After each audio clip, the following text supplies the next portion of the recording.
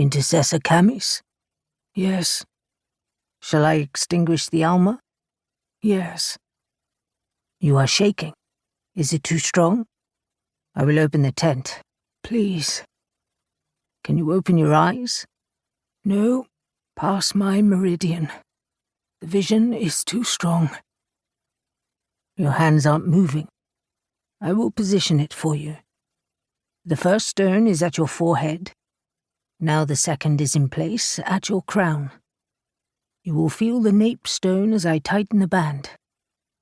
There. Thank you.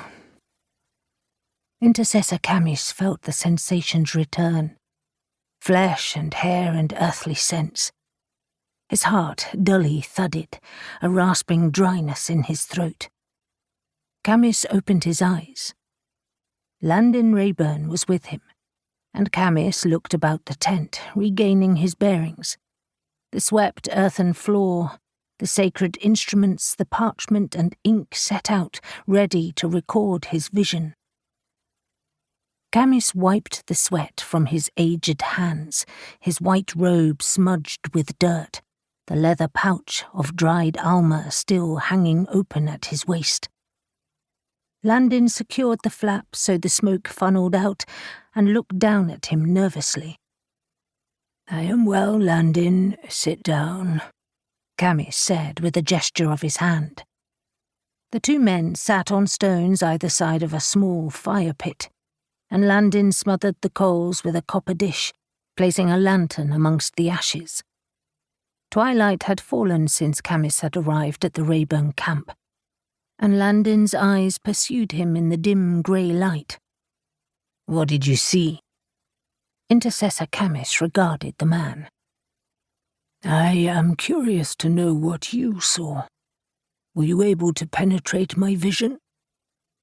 Landon's throat clicked as he tried to swallow, his brow furrowing as impressions coalesced in his mind.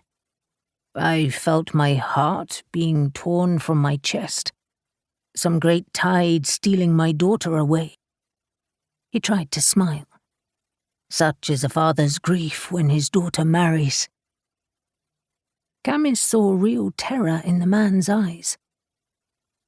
Rebecca is a Skalen now, and I am sure you feel the distance of her new station.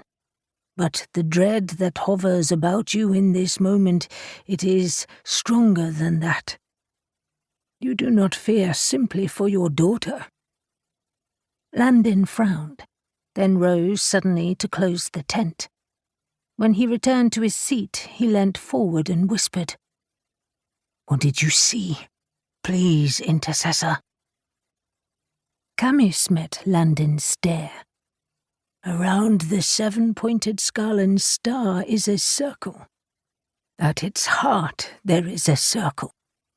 My vision clothed itself in the chant of conception, drawing my attention to these circles, to the cycles that purify, to rebirth, and the eternal spirit of which we are part. Landon gathered the parchment and began to write. Would you recite the chant for me? Only high initiates are allowed to hear the sacred chants. I am sorry, Landon. Camis drew a long breath and exhaled. I believe we are approaching a time of great transformation. A difficult time, as you have sensed. The intercessor paused.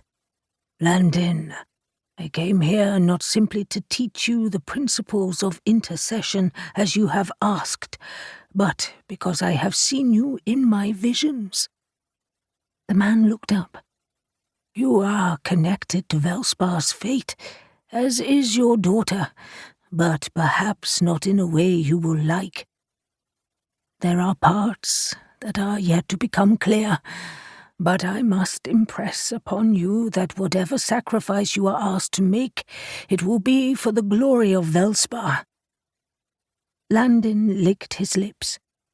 What type of sacrifice? There is blood in it, and that blood will open the 8th gate. As Camis spoke, an image arose in his mind.